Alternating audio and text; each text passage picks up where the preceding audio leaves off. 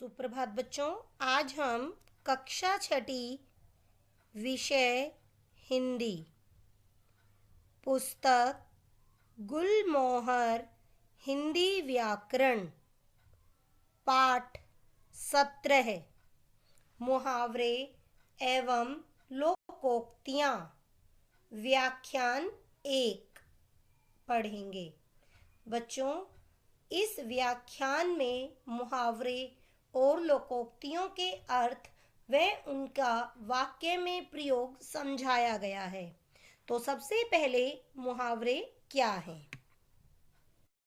मुहावरे ऐसे वाक्यांश होते हैं जिनके सामान्य अर्थ गौण हो जाते हैं तथा वे किसी विशिष्ट अर्थ के लिए रूढ़ हो जाते हैं।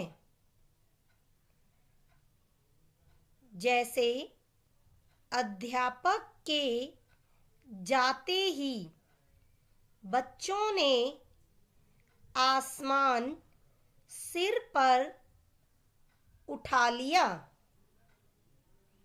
वाक्य में प्रयुक्त आसमान सिर पर उठा लेना एक मुहावरा है। बच्चों, मुहावरे ऐसे वाक्य का अंश होते हैं जिनके सामान्य अर्थ अगर अकेले हम उनको रखें तो उनके गौण हो जाते हैं, किंतु जब वे किसी के साथ वाक्य के साथ मिलते हैं तो किसी विशेष अर्थ के लिए वे उसमें मिल जाते हैं, रूढ़ हो जाते हैं। जैसे एक वाक्यांश है अध्यापक के जाते ही, तो मुहावरा है आसमान सिर पर उठा लिया। अध्यापक के जाते ही बच्चों ने आसमान सिर पर उठा लिया। यहाँ पर आसमान सिर पर उठाना एक मुहावरा है। इसका अर्थ होता है बहुत अधिक शोर मचाना। तो एक सामान्य अर्थ के लिए गौण होते हैं, किंतु जब वे किसी में मिल जाते हैं तो कोई विशेष अर्थ प्रकट करते हैं।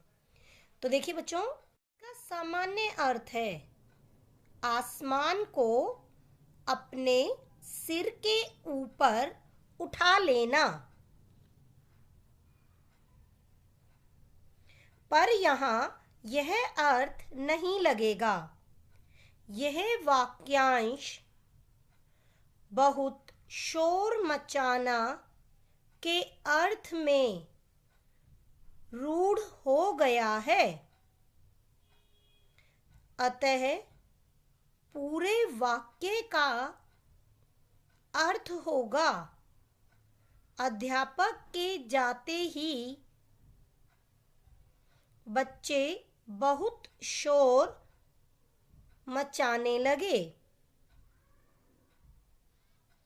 यानी बच्चों, एक साधारण सा अर्थ अगर यहाँ हम लगाएं तो आसमान से पर उठाना मतलब बहुत शोर मचाना, कि अध्यापक के जाते ही बच्चे बहुत शोर मचाने लगे। किंतु विशेष अर्थ प्रकट करने के लिए हम क्या करेंगे, मुहावरे को इसके साथ लगाएंगे। तो वाक्यांश वाक्य के साथ जुड़ेगा तो बनेगा अध्यापक के जाते ही बच्चों ने आसमान सिर पर उठा लिया। साधारण सा अर्थ अगर लगाएंगे तो होगा बच्चे बहुत शोर मचाने लगे। तो बच्चों, अब आगे देखिए आप कुछ और उदाहरण। 1, आंखें दिखाना, क्रोध करना। मुझे क्यों आंखें दिखा रहे हो? मैंने तो तुम्हारी शिकायत नहीं की थी। 2, आंखों में धूल झोंकना, अर्थ धोखा देना। चोर पुलिस वाले की आंखों में धूल झोंककर भाग गया। तो बच्चों, यहाँ कुछ और उदाहरण है कि आंखें दिखाना एक मुहावरा है। इसका अर्थ होता है क्रोध करना। तो वाक्य में प्रयोग देखिए, मुझे क्यों आंखें दिखा रहे हो? मैंने तो तुम्हारी शिकायत नहीं की थी। अगर साधारण सी बात यहाँ लगाएं कि मुझ पर क्यों क्रोध कर रहे हो, मैंने तो तुम्हारी शिकायत नहीं की थी, किंतु एक मुहावरे से उसका एक विशिष्ट अर्थ हो गया। आंखों में धूल झोंकना, धोखा देना। चोर पुलिस वाले की आंखों में धूल झोंक कर भाग गया। अगर हम साधारण सी बात कहें तो चोर पुलिस वाले को धोखा देकर भाग गया, किंतु यहाँ मुहावरा लगने पर एक विशिष्ट अर्थ हो गया। तो बच्चों आगे और कुछ और उदाहरण देखिए। उल्लू बनाना, मूर्ख बनाना। दिनेश बिगड़ चुका है, उसका तो एक ही काम रह गया है,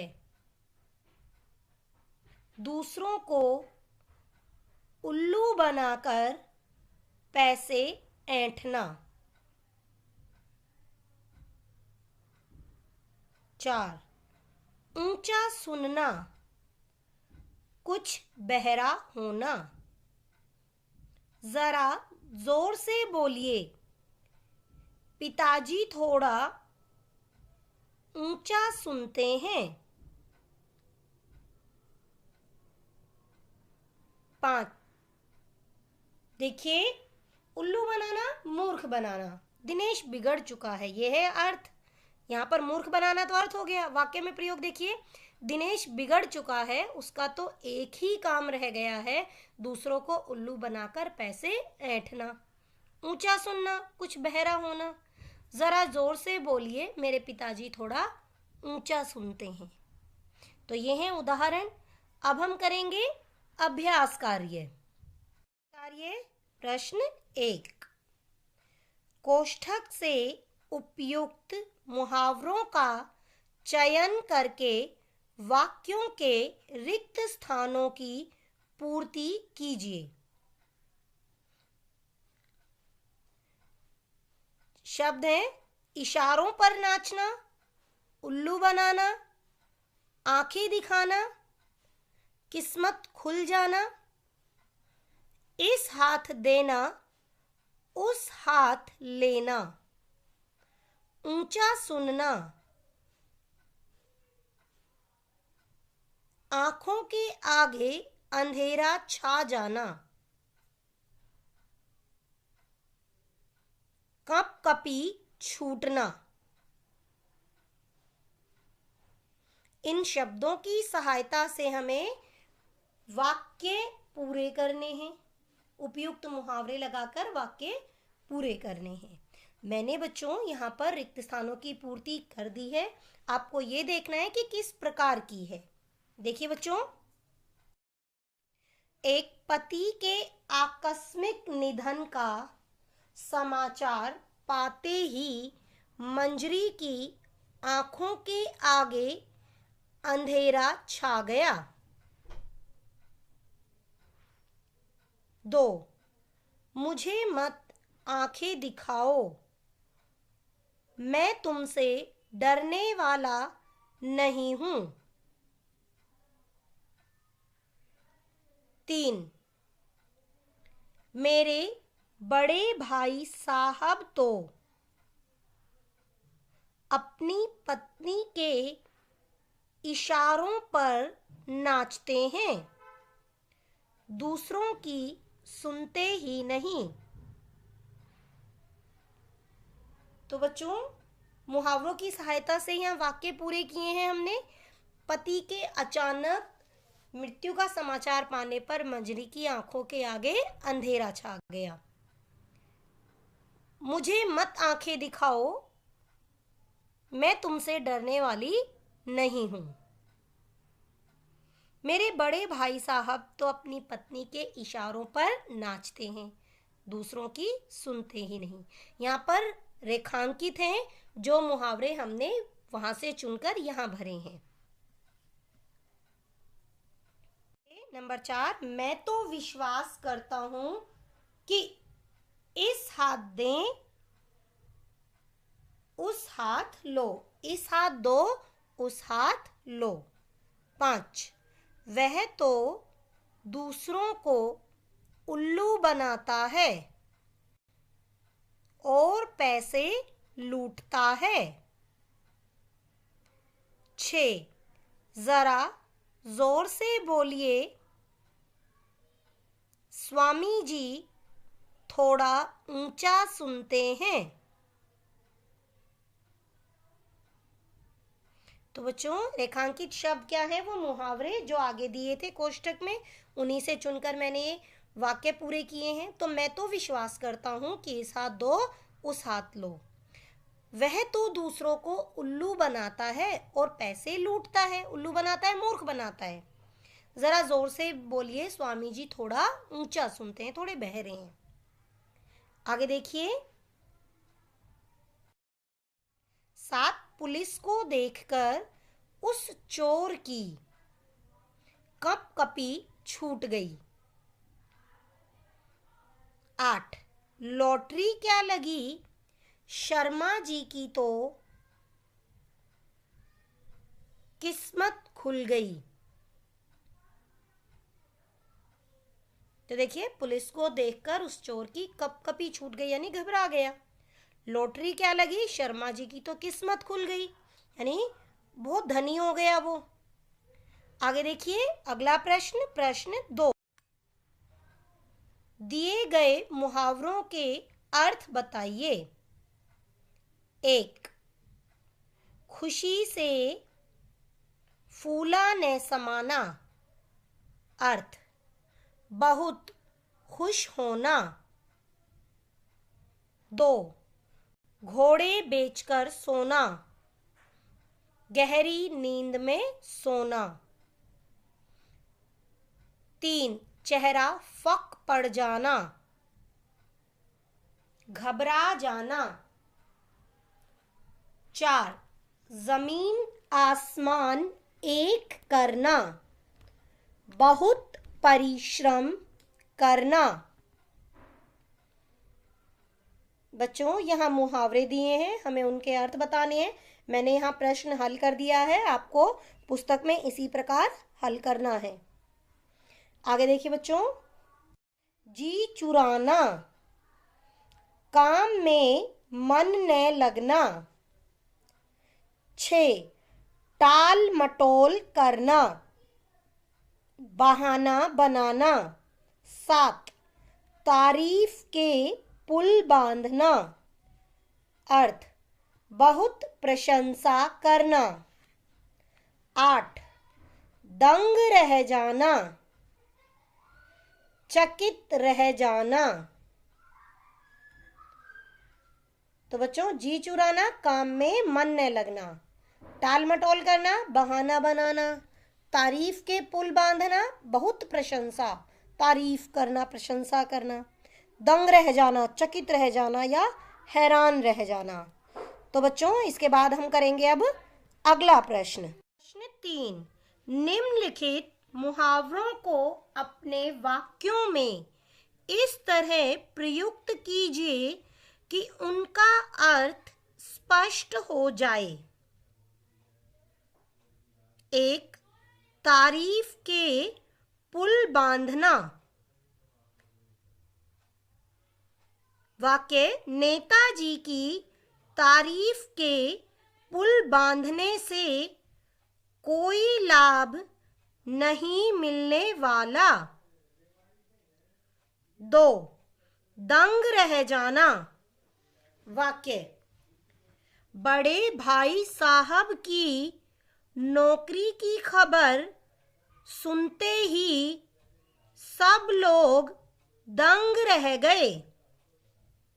3 दबे पांव आना। वाक्य वह अपने ही घर में रात को चोरों की तरह दबे पांव आता है। तो बच्चों यहाँ प्रयुक्त मुहावरे कौन से हैं? देखिए, तारीफ के पुल, तो नेताजी की तारीफ के पुल बांधने से कोई लाभ नहीं मिलने वाला। तो मुहावरा क्या प्रयुक्त हुआ यहाँ पर?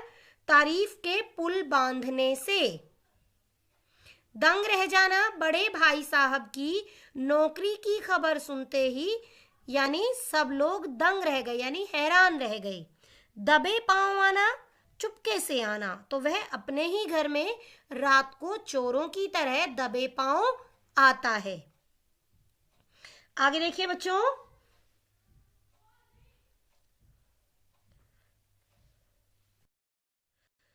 नंबर 4, दम फूलना।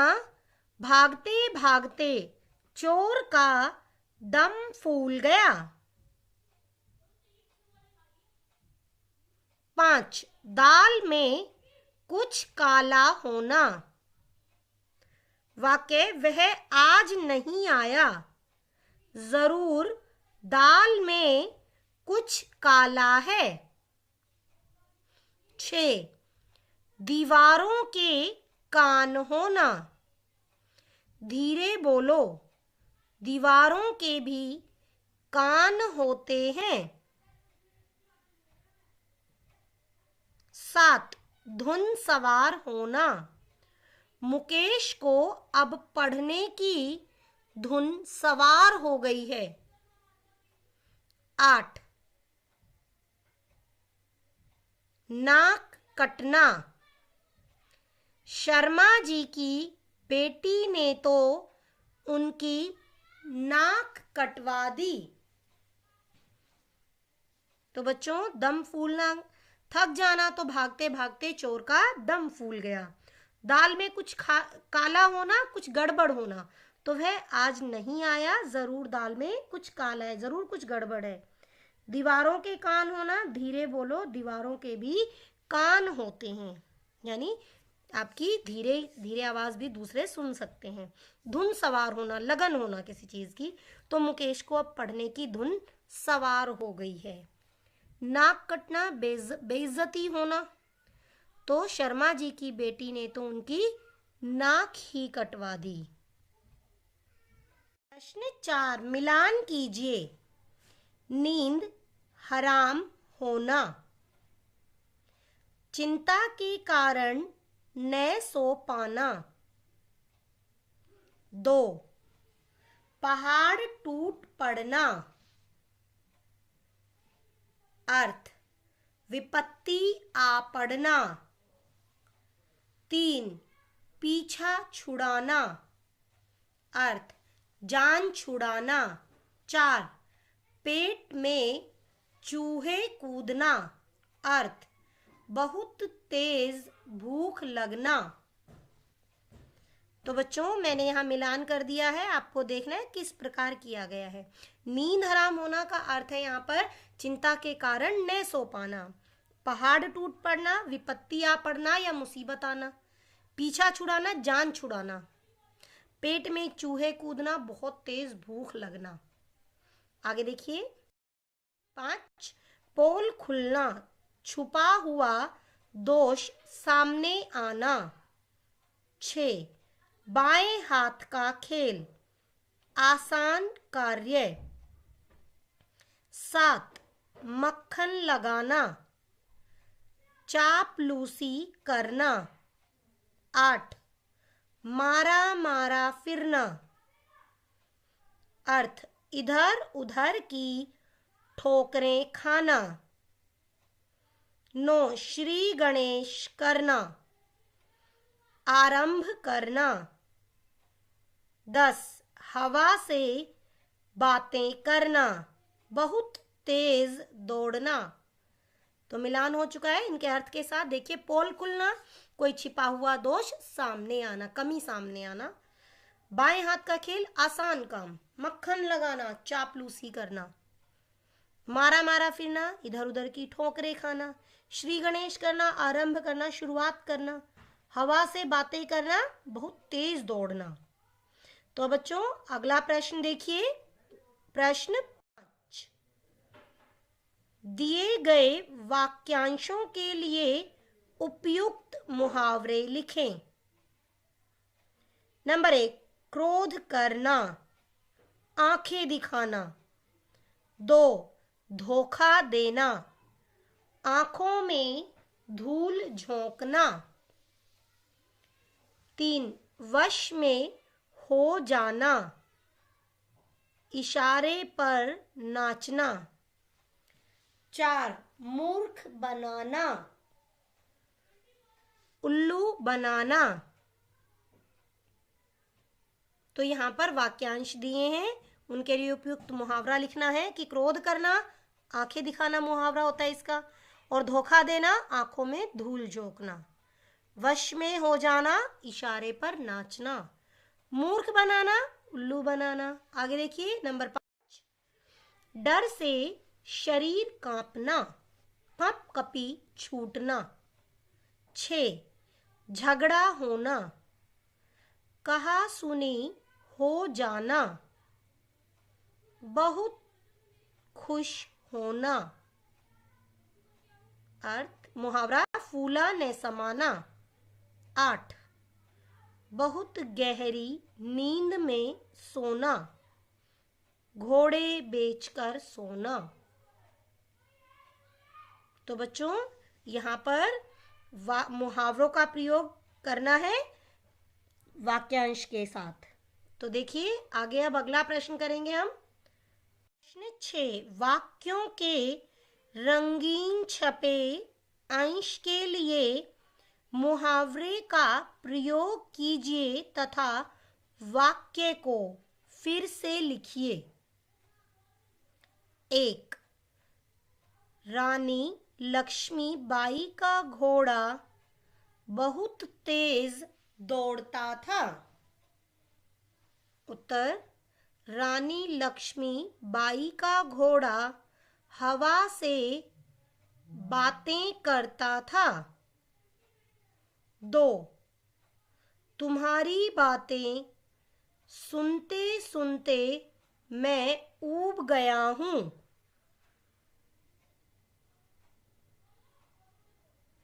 उत्तर, तुम्हारी बातें सुनते सुनते मेरे तो कान पक गए हैं। आगे देखिए बच्चों। 3, आजकल नौकरी की तलाश में बेचारा इधर उधर की ठोकरें खाता फिर रहा है। उत्तर, आजकल नौकरी की तलाश में बेचारा इधर उधर मारा मारा फिर रहा है। 4, वह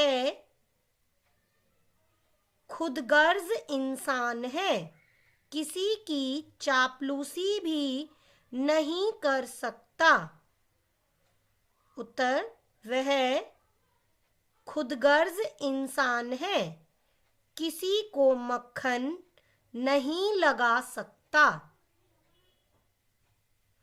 तो बच्चों वहां है कि इधर उधर ठोकरें खाता फिर रहा है की जगह क्या मुहावरा आ गया यहाँ पर, इधर उधर मारा मारा फिर रहा है। फिर यहाँ पर है कि चापलूसी भी नहीं कर सकता, इसकी जगह मुहावरा आया मक्खन नहीं लगा सकता। आगे देखिए। 5, प्रश्न का हल करना तो उसके लिए बहुत आसान है। उत्तर, प्रश्न का हल करना तो उसके लिए बाएं हाथ का खेल है। 6, सुबह से कुछ नहीं खाया, इसलिए मुझे बहुत भूख लग रही है। उत्तर, सुबह से कुछ नहीं खाया, इसलिए मेरे पेट में चूहे कूद रहे हैं।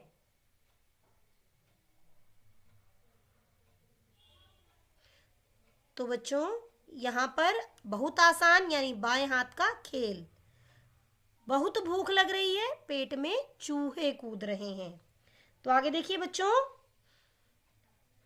ये था मुहावरे का अभ्यास कार्य और अब हम पढ़ेंगे लोकोक्तियां। लोकोक्तियों के कथन लोक अनुभव पर आधारित होते हैं। लोकोक्ति और मुहावरे में अंतर होता है।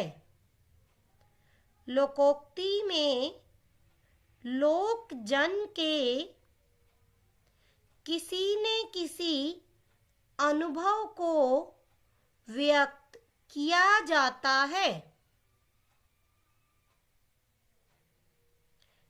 इसके अलावा लोकोक्ति एक स्वतंत्र वाक्य होती है। देखिए बच्चों, लोकोक्ति लोक अनुभव पर, आम बोलचाल पर आधारित वाक्य होते हैं और ये स्वतंत्र वाक्य होते हैं।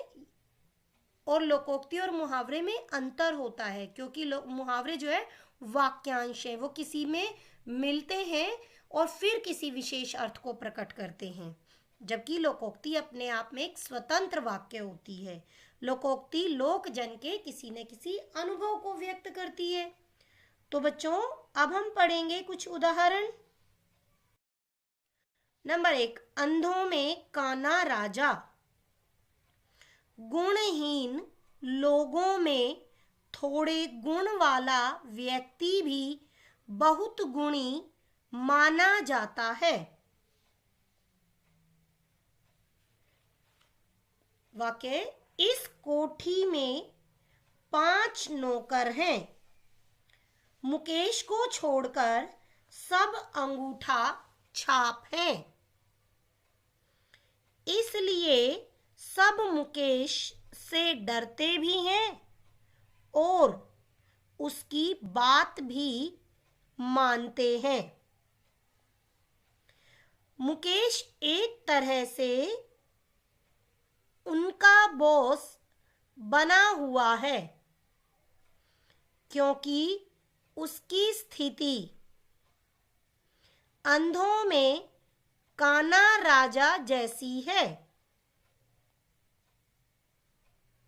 तो बच्चों, अंधों में काना राजा, इसका अर्थ है गुणहीन लोगों में थोड़े गुण वाला व्यक्ति भी बहुत गुणी माना जाता है।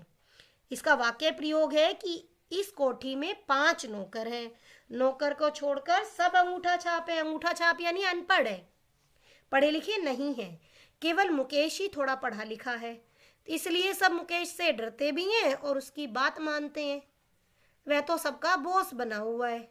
उसकी स्थिति अंधों में काना राजा जैसी है, क्योंकि बहुत ज्यादा पढ़ा लिखा तो वो भी नहीं है, किंतु उन सब में अधिक पढ़ा हुआ है। तो उसकी स्थिति अंधों में काना राजा जैसी है।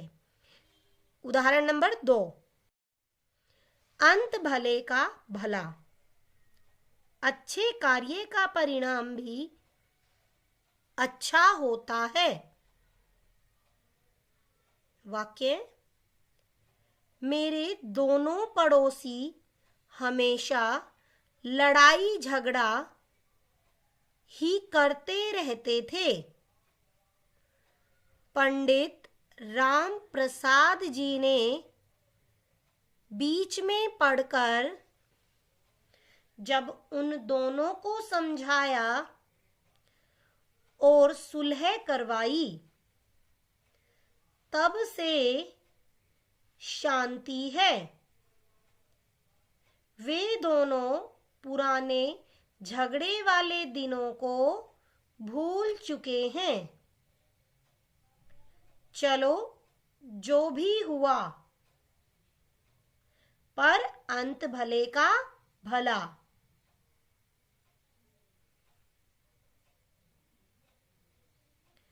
तो अच्छे कार्य का परिणाम हमेशा अच्छा ही होता है। तो देखिए, यहाँ पर 2 पड़ोसी आपस में लड़ाई झगड़ा करते थे। एक दिन राम प्रसाद जी ने उन्हें समझाया और उनकी सुलह करवाई। समझाया तो वे धीरे धीरे अपने पुराने झगड़े वाले दिनों को भी भूल गए और आपस में मिलजुल कर रहने लगे। तो इसलिए यहाँ पर लिखा है कि चलो जो भी हुआ, पर अंत भले का भला हुआ, यानी जो उसका अंत था, परिणाम जो था, वो सही रहा। तीसरा देखिए, अधजल गगरी छलकत जाए। अधूरी योग्यता और कम योग्यता वाला व्यक्ति ही अधिक दिखावा करता है। वाक्य, सुरेश हर जगह अपनी ही तारीफ करता है, जबकि सब लोग उसकी असलियत से वाकिफ हैं। सुरेश जैसे लोगों के बारे में ही किसी ने ठीक कहा है कि अधजल गगरी छलकत जाए। तो बच्चों, अधजल गगरी छलकत जाए, अधूरी योग्यता और कम योग्यता वाला व्यक्ति ही अधिक दिखावा करता है। जो गुणी लोग होते हैं वो दिखावा नहीं करते, जिनके अंदर अगर गुण है तो वो दिखावा नहीं करते। तो उसी तरह देखो बच्चों, यहाँ पर क्या है कि सुरेश हर जगह अपनी तारीफ करता है, जबकि सब लोग उसकी असलियत से वाकिफ है, सबको पता है। तो सुरेश जैसे लोग जो हैं वो क्या करते हैं, अपनी तारीफ खुद ही करते हैं। और कहा जाता है कि अगर किसी की तारीफ करनी है तो क्या करो, उसकी पीठ पीछे करो, और अगर किसी की बुराई करनी है तो उसके सामने करो, ताकि वो अपनी बुराई को दूर कर सके। तो यहाँ पर सुरेश जैसे लोगों के बारे में ठीक ही कहा गया है कि अधजल गगरी छलकत जाए। आगे देखिए बच्चों, एक, दी गई लोकोक्तियों को अपने वाक्यों में इस तरह प्रयुक्त कीजिए कि उनके अर्थ स्पष्ट हो जाएं।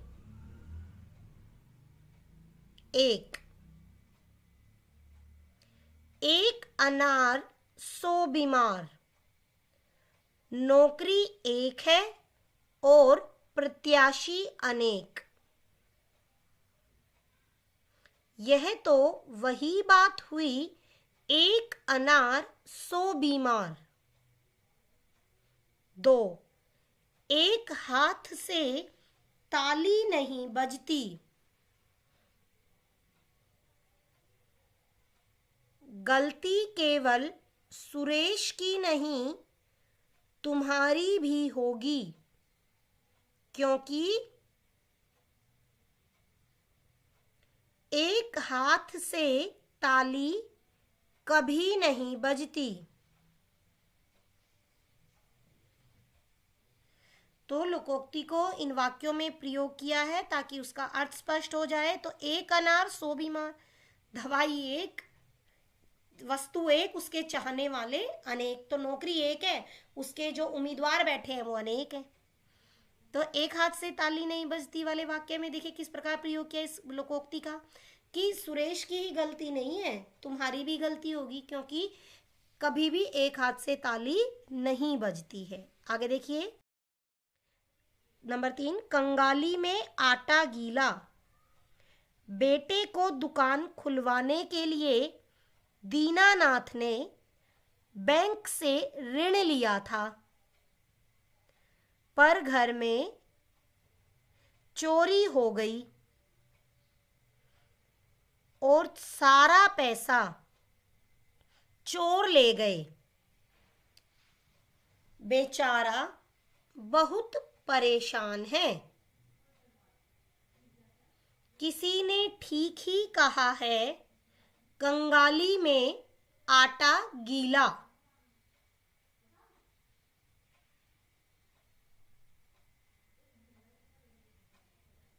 यानी मुसीबत पर और मुसीबत आना। यानी एक आदमी ने, एक व्यक्ति ने अपने बेटे की दुकान खुलवाने के लिए बैंक से ऋण लिया, कर्ज लिया, किंतु उसके घर में चोरी हो गई, चोर सारा पैसा ले गए। एक तो वो वैसे ही परेशान, ऊपर से वो चोरी के पैसे भी ले गए, चोरी की। तो इस तरह से किसी ने ठीक ही कहा है, कंगाली में आटा गीला, मुसीबत पर और मुसीबत आना। नंबर, करे कोई भरे कोई। शर्मा जी ने ऋण लिया पर जीते जी चुका न पाए। अब उनका बेटा पेट काट काट कर ऋण चुका रहा है। इसे कहते हैं करे कोई भरे कोई। 5, काला अक्षर भैंस बराबर। मदन के लिए पढ़ाई लिखाई तो काला अक्षर भैंस बराबर है। खोदा पहाड़ निकली चूहिया। व्यापार में शर्मा जी ने अपनी सारी पूंजी लगा दी, लेकिन नुकसान हो गया। इसे कहते हैं खोदा पहाड़ निकली चूहिया। करे कोई भरे कोई, इसका अर्थ है कि गलती किसी और की, उसका भुगतान करे कोई और। शर्मा जी ने कर्ज लिया था पर वो जीते जी चुका नहीं पाए, तो उनका बेटा उस ऋण को चुका रहा है। फिर है काला अक्षर भैंस बराबर, यानी पढ़ाई का कोई महत्व नहीं। खोदा पहाड़ निकली चूहिया, बहुत मेहनत करके लाभ थोड़ा होना। तो व्यापार में शर्मा जी ने सारी पूंजी लगा दी, सारा पैसा लगा दिया, किंतु उन्हें नुकसान हो गया। इसे कहते हैं कि खोदा पहाड़ और निकली चूहिया। नंबर 7, घर का भेदी लंका ढाए। डाके के माल के बंटवारे को लेकर डाकुओं में झगड़ा हो गया। उनमें से एक ने पुलिस को खबर कर दी और सारे माल सहित पकड़े गए। सच ही कहा गया है, घर का भेदी लंका ढाए।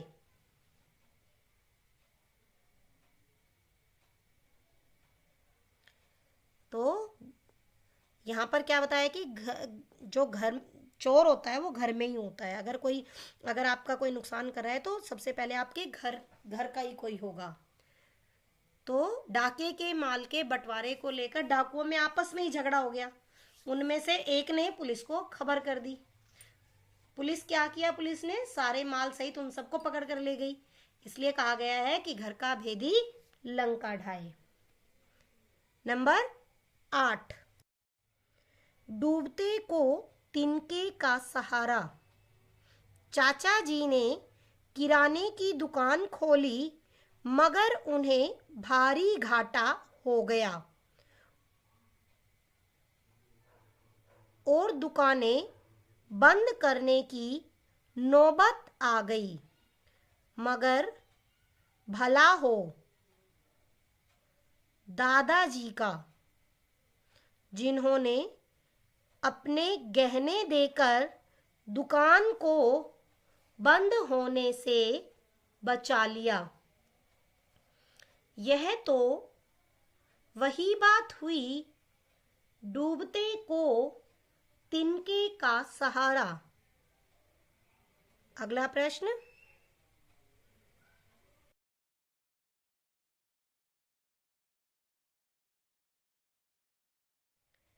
प्रश्न 2 मिलान कीजिए। नंबर 1, ठीक न्याय।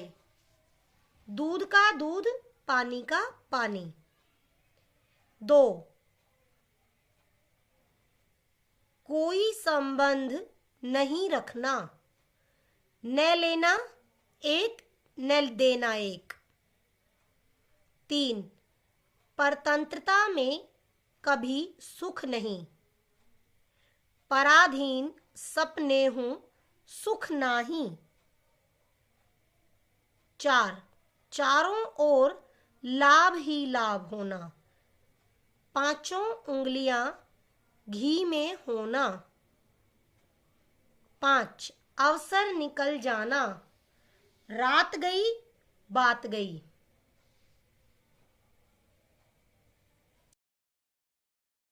आगे, जैसा स्वामी वैसा सेवक, यथा राजा तथा प्रजा। 7, काम सीखने से आता है, मां के पेट से कोई सीख कर नहीं आता। 8, निराश व्यक्ति कुछ भी कर सकता है, मरता क्या न करता। आगे 9, मांगने से कुछ नहीं मिलता, बिन मांगे मोती मिले, मांगे मिले न भीख। 10, मूर्ख व्यक्ति उत्तम व्यक्ति की कद्र नहीं करता, बंदर क्या जाने अदरक का स्वाद। तो यहाँ पर बच्चों मैंने मिलान कर दिया है, आपको अपनी पुस्तक में इसी प्रकार करना है। तो गृह कार्य देखिए बच्चों, अब गृह कार्य हिंदी व्याकरण पाठ 17 मुहावरे और लोकोक्तियां,